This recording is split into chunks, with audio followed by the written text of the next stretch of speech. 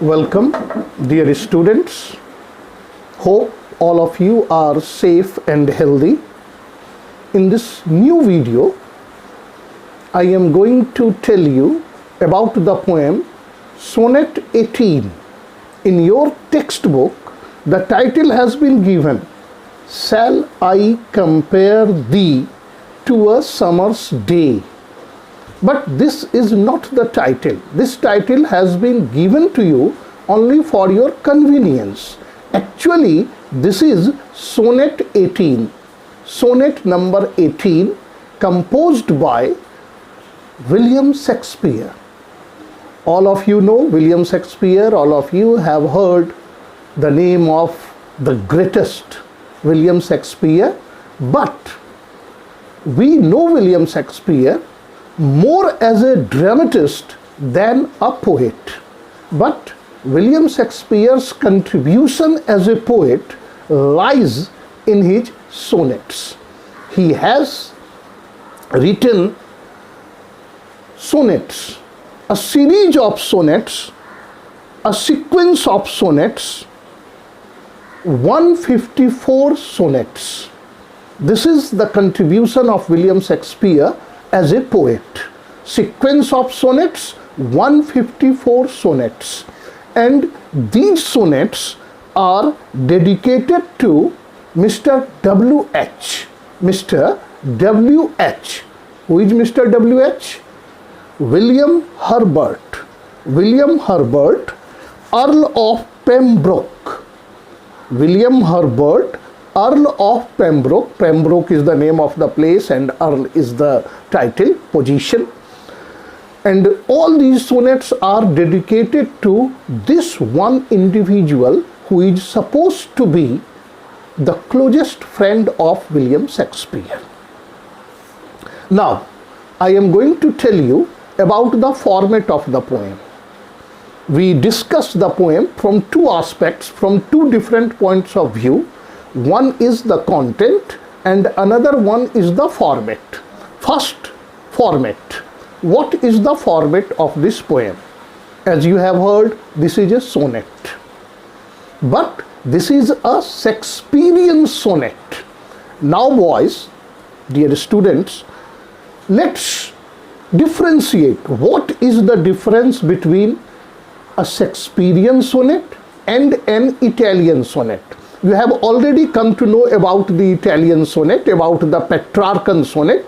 Petrarchan sonnet is divided into two parts, octave and sestet. 14 lines are divided into two parts, octave and sestet.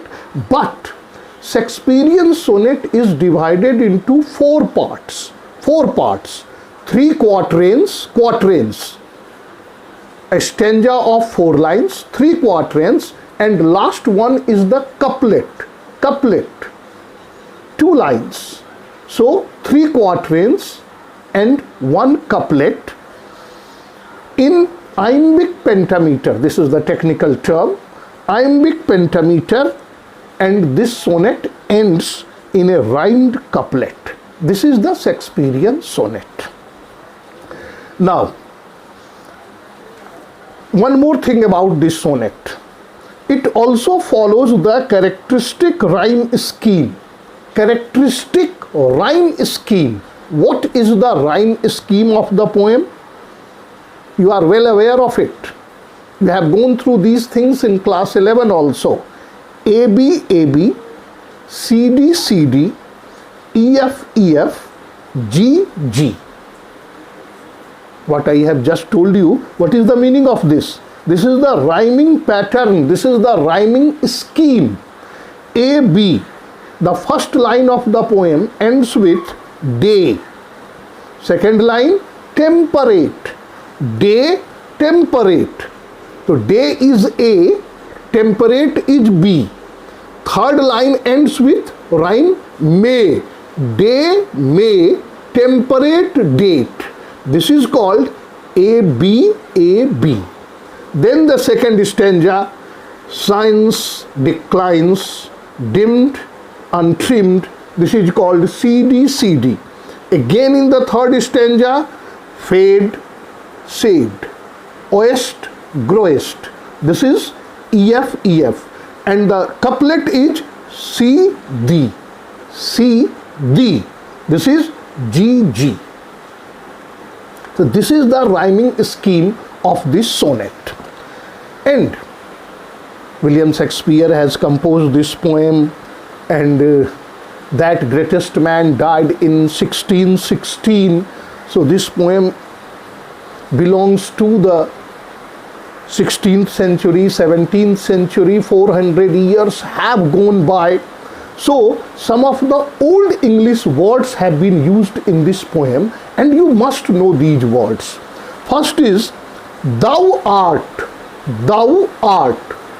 Thou is the old English word for modern you. Thou refers to you in modern English, you as the subject. Art, A-R-T. This is also an old English word, and art refers to are. Thou art means you are. And other words are also used here. Thee, T-H-E-E. Thee. Thee refers to you again. Thee refers to you again, but you as the object in modern English. Then thy, T-H-Y, thy. Thine, T-H-I-N-E. So thy refers to your, thine refers to yours. So these are the old English words used here. So this is the introduction of the poem. I have told you about the format of the poem, and now in very short I am going to tell you what is this poem.